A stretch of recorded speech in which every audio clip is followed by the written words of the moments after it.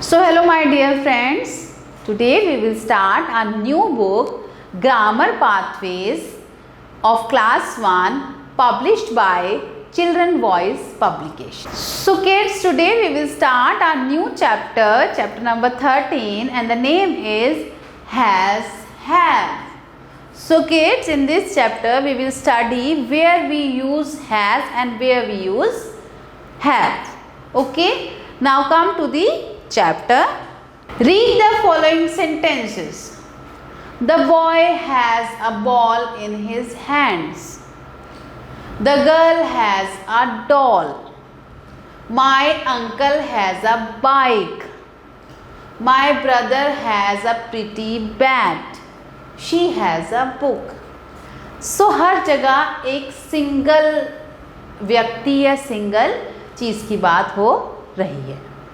I have no holiday today. We have a large farmhouse. You have a good magazine. They have no work. Rahul and Sumit have bicycles. तो यहाँ पे most of the sentences में एक से ज़्यादा चीज़ों की बात हो रही है. तो चलिए पढ़ लेते हैं अपने rules.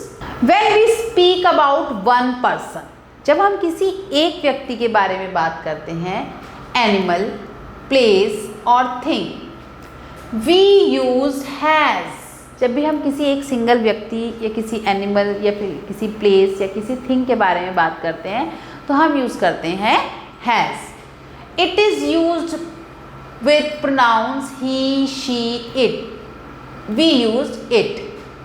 So he, she, it के साथ भी हमें हैज़ ही यूज करना होता है. When we speak about more than one person, एक से अधिक व्यक्ति या फिर एनिमल या फिर प्लेस या फिर थिंग के बारे में हम बात करते हैं तो हम we used have. It is used with pronouns I, we, you and they. So I के साथ भी हमारा have ही आएगा और you के साथ भी have आएगा और we और they तो हैं ही हमारे प्रोनाउंस प्लूरल जो है. जब हम बात करते हैं एक से ज़्यादा व्यक्तियों के बारे में तो हम हमेशा क्या लगाते हैं, हम लगाते हैं वी और यू, और वी और यू के साथ हैव ही आएगा. Has and have are always use to talk about the present. और हैज़ और हैव हम क्यों यूज करते हैं, जब हम प्रेजेंट के बारे में बात कर रहे होते हैं. तो चलिए आ जाते हैं अपनी एक्सरसाइज पे kids. Fill in the blanks with has और हैव. तो हम देखते हैं यहाँ पे कि किसके बारे में बात हो रही है. A knife has. नाइफ एक सिंगल चीज के बारे में बात हो रही है तो यहाँ पे आएगा हैज़. रीना एंड हिना, यहाँ पे बात हो रही है रीना और हिना के बारे में जो है दो, तो यहाँ पे आएगा हैव. ऑक्टोपस सिंगल चीज के बारे में बात हो रही है, यहाँ पे आएगा has. My sister has. January has. Butterflies have. तो जिसके बारे में बात हो रही है हमें वो देखना है. क्या बात हो रही है, टू सन्स, उसके बेसिस पे हम डिसाइड नहीं करेंगे. Tick the correct word has और हैव.